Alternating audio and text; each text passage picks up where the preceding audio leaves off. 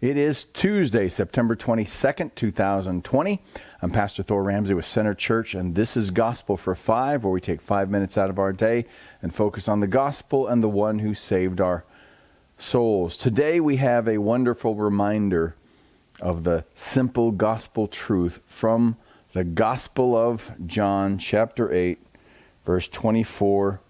Jesus, in the midst of a conversation he's having with the Pharisees, the strict religious leaders of his day, they're really hardcore conservatives, we could say, religiously.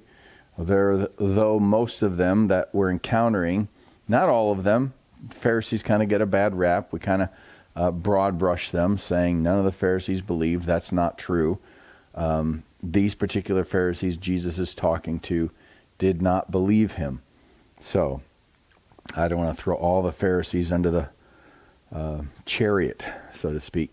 So, chapter 8, verse 24, I told you, so he's already been having this conversation with him, telling them who he is, that his Father testifies about him. For it is not I alone who judge, not I alone, but I and the Father who sent me. So he's equating himself with God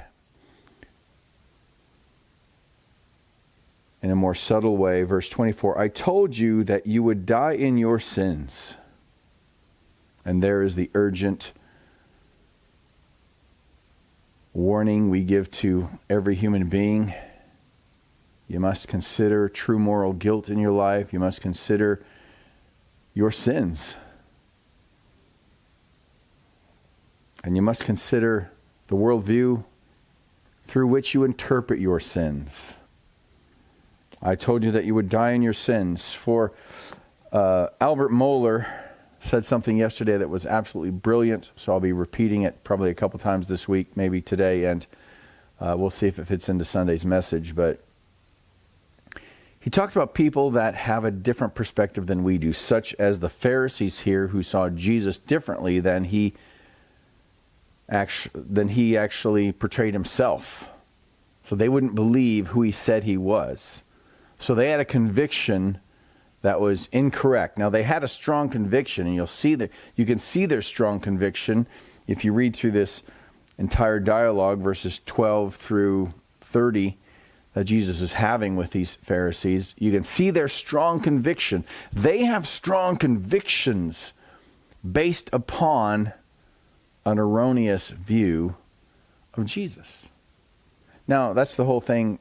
Mohler's point yesterday was, it's not enough just to have strong convictions. Many people, for instance, people who lobby for abortion up until birth.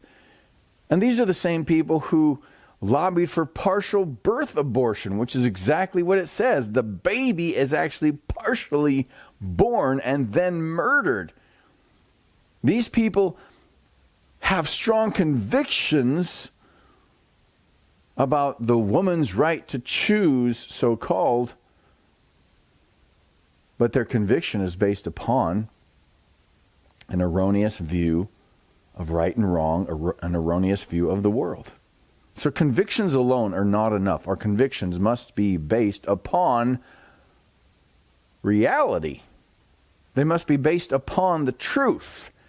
And this is where all people think their convictions are based upon the truth. But the sad fact is they're not. So the danger, we can say the immortal danger, because we will go on living forever. Whoever you are, you will go on living forever. Now, it doesn't mean you get to go to heaven. For here is the issue. I told you that you would die in your sins. That is not going to heaven. Okay, let's be clear on that. If you die in your sins, you do not spend the rest of your immortal life with Jesus Christ. And I told you that you would die in your sins, for unless, here's the hope for humanity, unless you believe that I am He, you will die in your sins. Now there is salvation. Having a strong and unshakable conviction that this Jesus is exactly who He said He is. and he is. He is the risen Christ. He is one with the Father. He's the God-man who came to earth, who lived the perfect life, who died in our place so we would not have to taste death, and we place our faith in him, even though the only thing we can say to God is, I am unworthy. I am a sinner. Have mercy upon me. And when we look to Jesus, he does. And if you know him, he has. Great way to begin the day. Let me just read the verse one more time. For I told you that you would die in your sins, for unless you believe that I am he, you will die in your sins. The good news for you, Christian, you will not die in your sins, because Jesus Christ has taken care of your sins. Now, what has God said to you today?